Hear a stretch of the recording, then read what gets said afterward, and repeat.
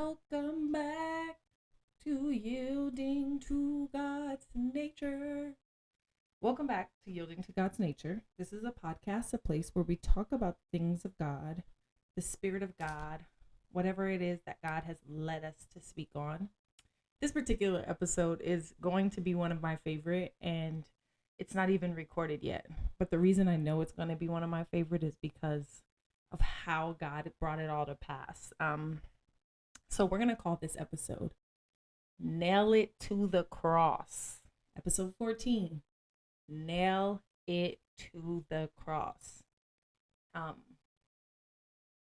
And I'm going to read two sets of scriptures and give you guys two parallels of nailing it to the cross. And then, actually, Holy Spirit, I hear from Holy Spirit. I'm going to show you guys a clip really quick. So without further ado, there's the clip.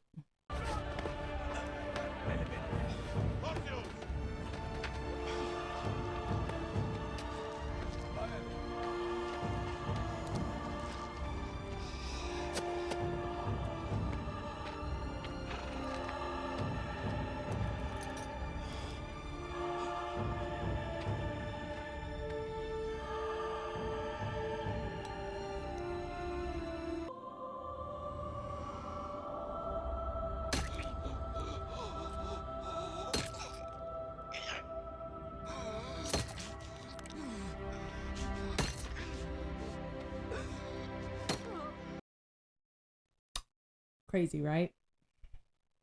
I wanted you guys to see that. It's from the Passion of the Christ. Passion of the Christ? Yeah. But I wanted you to see it. It's like an excerpt. It's a little clip. I wanted you to see it because I'm going to give you two versions of that, okay? Both are coming from NLT.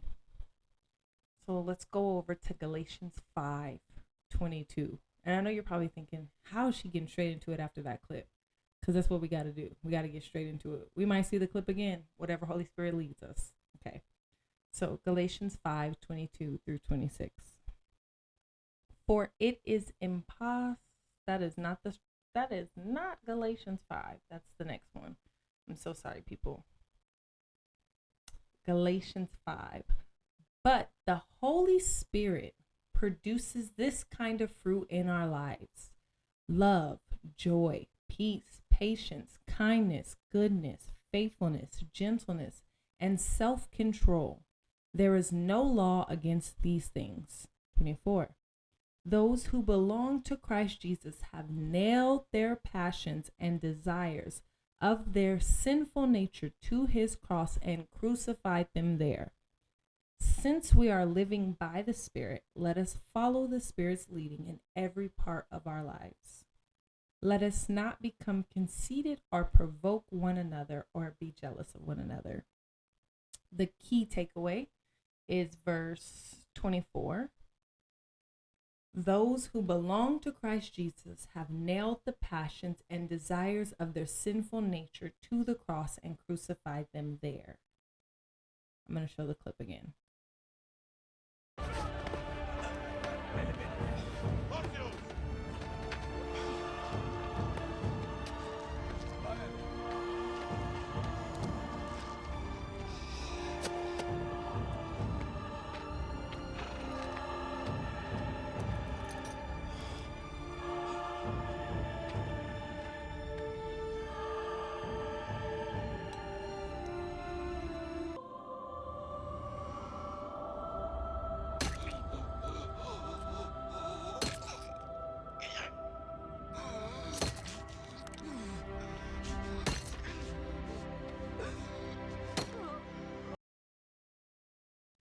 Okay. Now that we've watched that, let's read another clip. Let's read another scripture. Hebrews 6:4 through 6. For it is impossible to bring back to repentance those who were once enlightened, those who have experienced the good things of heaven and shared in the Holy Spirit, who have tasted the goodness of the Word of God and the power of the age to come, and who then turn away from God. It is impossible to bring such people back to repentance. By rejecting the Son of God, they themselves are nailing him to the cross once again and holding him up in public shame. And for the final time, we're going to play the clip one more time.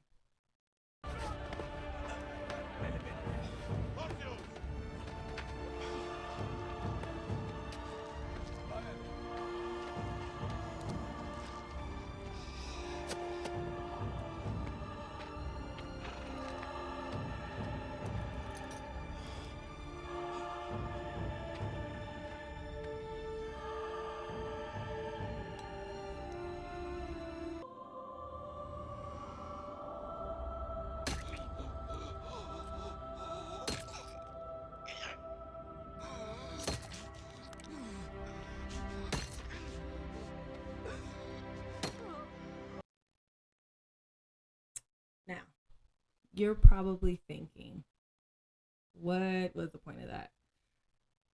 The point is this. There are two parallels. Both result in nailing of the cross. One is re-nailing him and holding him up in public shame, while the other is those who belong to Christ Jesus have nailed the passions and desires of their sinful nature to the cross and crucified them there, doing it once. What is the point? Well, today I was reading Galatians 22, and I initially started reading it because of the self-control part, the fruits of the Spirit. I wanted to get that in my spirit. But when I got to the part about nailing our passion, I thought of each time that hammer hit his hand. And if we would imagine our passions that don't line up with his word as the thing nailing him, some it's lustful desire, some it's smoking marijuana, some it's cussing, some it's drinking to the point of drunkenness, some it's anger, some it's in Galatians, some of those things are when you follow the desires of your sinful nature, the results are very clear. Sexual immorality, impurity, lustful pleasures, idolatry, sorcery, hostility, quarreling, jealousy, outbursts of anger, selfish ambition, dissension, division, envy, drunkenness, wild parties, and other sins like these. So we're going to nail Christ to the cross either way, right? He had to get on it. It was a requirement for our salvation that he made it to the cross. He is God. He could have commanded angels to come and fight for him. He could have gotten off the cross and said, okay, told you. He could have stopped it in the middle of the whipping.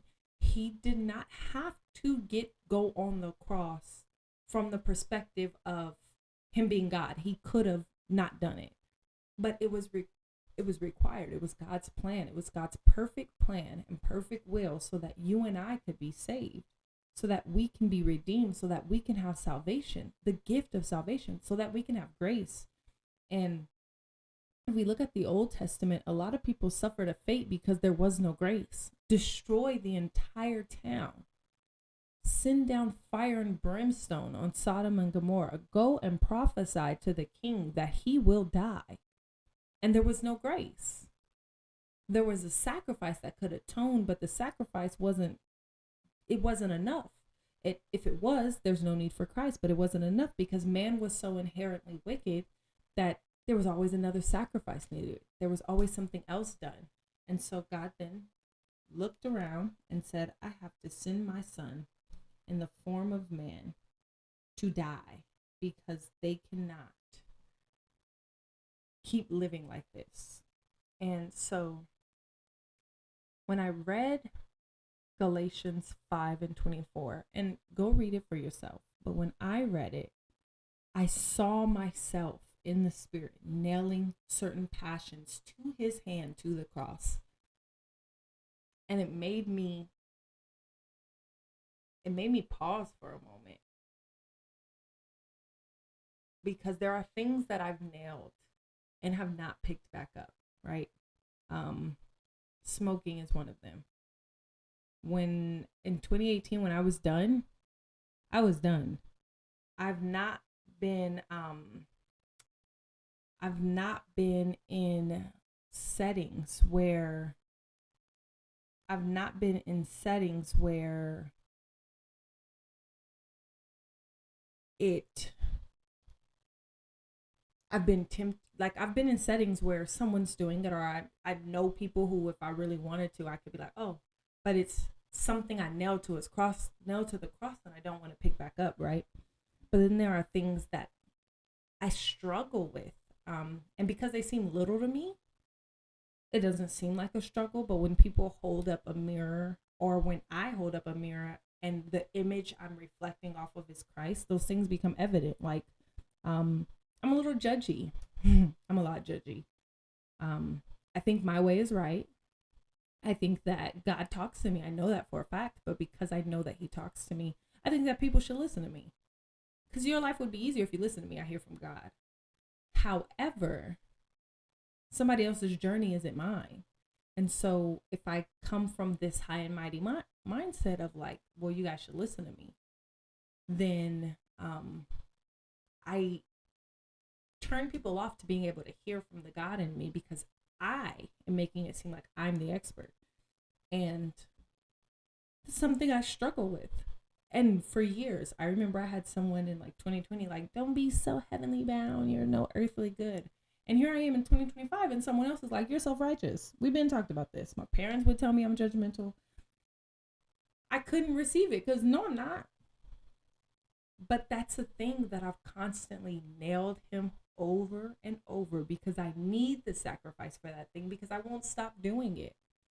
And some of us have things that we struggle with that we just won't stop doing. And if you would imagine every time you choose to do that thing, what smashing that nail into his hand, watching porn, bink, having intercourse with someone I'm not married to, bink, cussing out my mama, bink, cheating on my wife, bink, lacking integrity, bink, manipulating, because the Bible likens manipulation to witchcraft. So you're no better than someone practicing sorcery, bink, practicing sorcery, bink. Just imagine every time that, like, if we would change our mindsets, oh my God, if we would change our minds about sin and think of what we're doing in this, like, we're doing it in the spirit. When I saw that today, I'm telling you, God stopped me in my tracks, and I had to go watch the clip that I put in here. So it's not like I'm putting the clip in for y'all. I had to watch it. And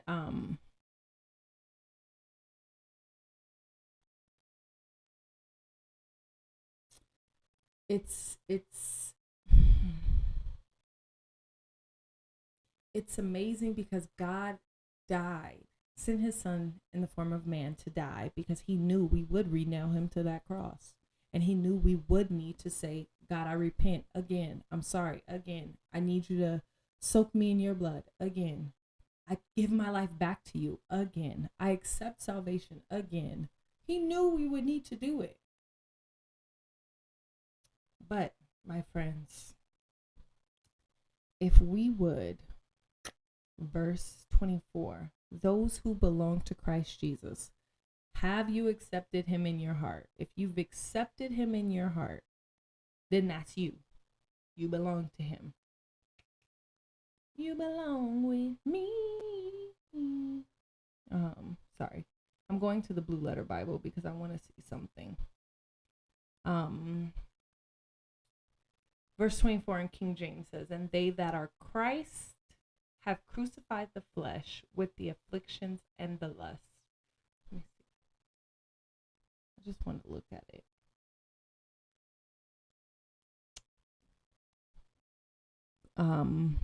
Crucified, to stake, drive down stakes, to fortify with driven stakes, to crucify the flesh, destroy its power utterly.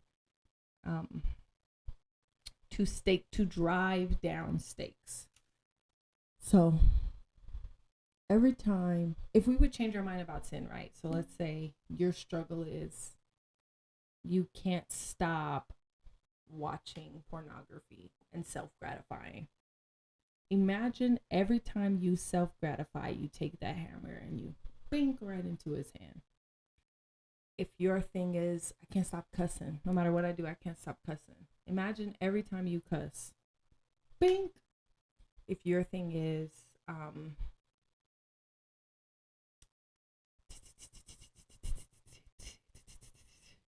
if your thing is cussing, I think I already said cussing. I get angry when I drive. God today knew that he had a plan for me this evening and made sure I did not sin while driving. And what I mean by that, he was so clear in his speaking. Stay in this lane. You're too close to that car. Slow down. I want you to go this way. I have never heard God instruct me on the road like he did today.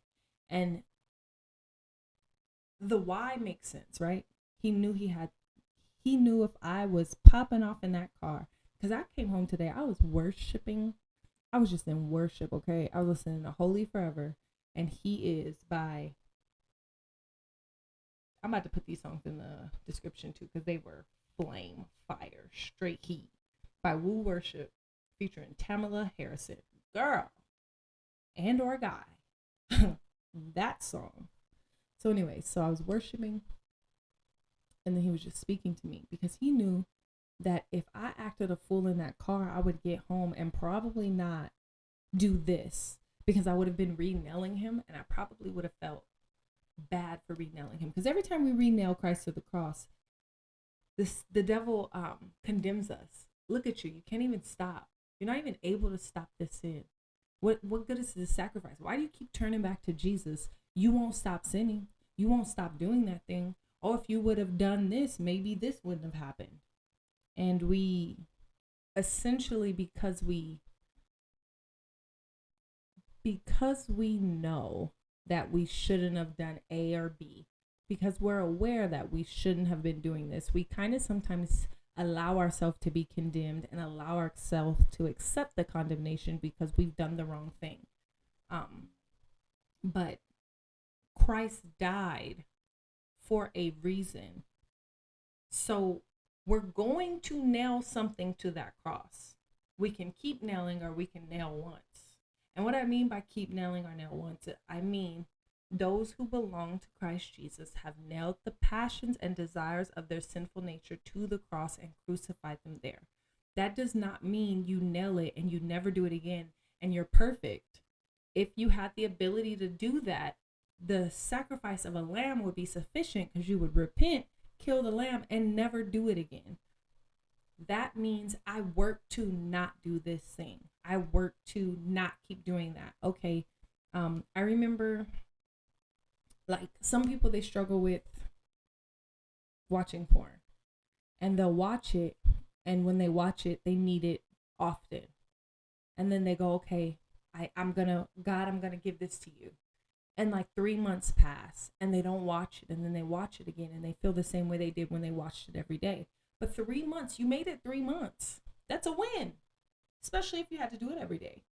So that is, I nailed it to the cross. I made a mistake. God, I repent, right? But when you go, I know this is against the word of God. I know I shouldn't be doing this, but I'm going to do it every day because I want to do it. My flesh likes it. And God gave me free will.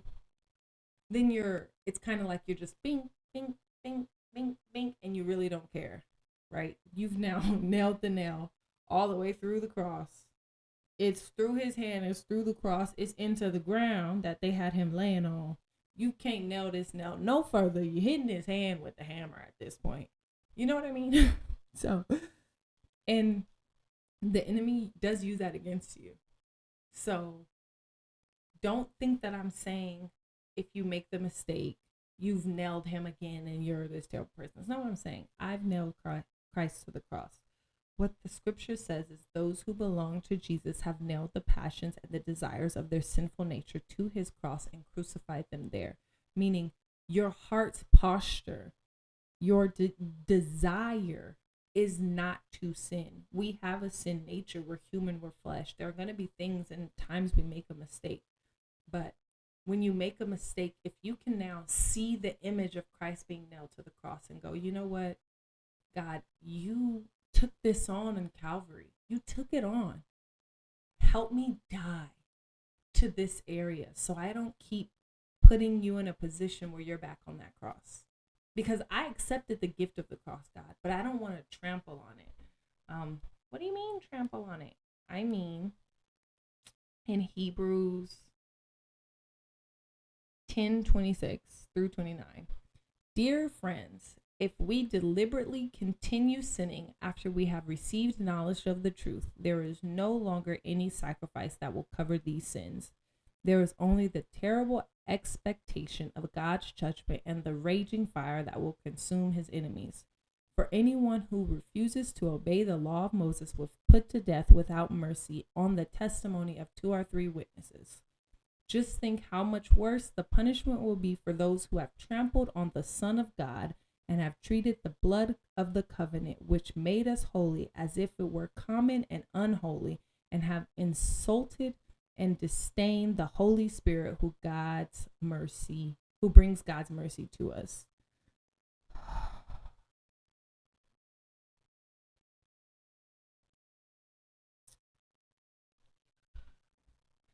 That's the Selah moment.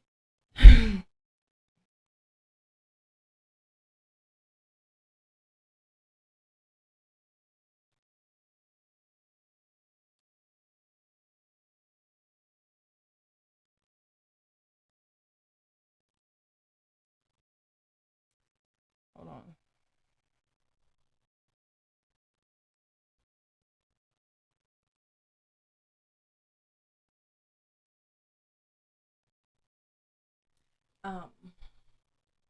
I knew somebody who, when she would read the Bible and it was good, she'd be like, "Ooh, that's a Selah moment." But the presence of the Lord is here. Sorry. We have to work. We don't have to work. We have to change our mind about sin, right? Instead of thinking, oh my God, I can't believe I did that. I'm terrible. Instead of letting ourselves be condemned, go, God, I'm going to nail my passions and my desires and of the sinful nature to the cross and crucify them there. Help me to die. Ooh, help me to die. You smoking, nail it to the cross. You drinking to drunkenness, nail it to the cross. You cussing, nail it to the cross. You fighting, nail it to the cross. You angry, nail it to the cross. You're manipulative, nail it to the cross. You're unforgiving, nail it to the cross. You're lustful, nail it to the cross. You're hateful, nail it to the cross. You're jealous, nail it to the cross. You're feeling rejected, and so you respond on that, nail it to the cross.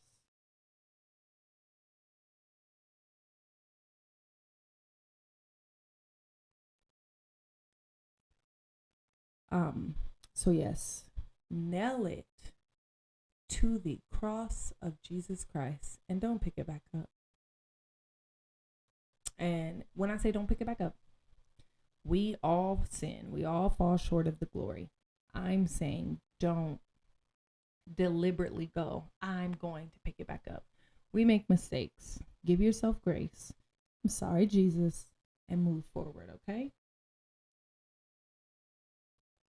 Nail it to the cross.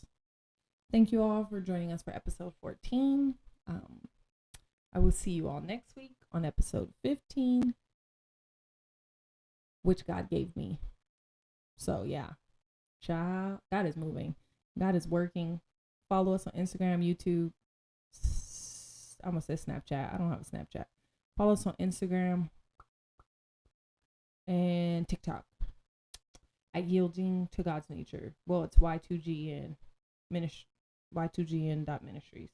I think I haven't looked at it in a while. Let me double check. Let's see.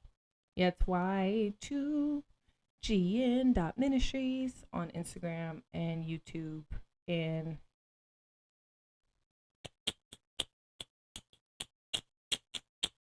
TikTok. Sorry, TikTok took me a second to remember. Okay. I will see you guys next week. Love ya.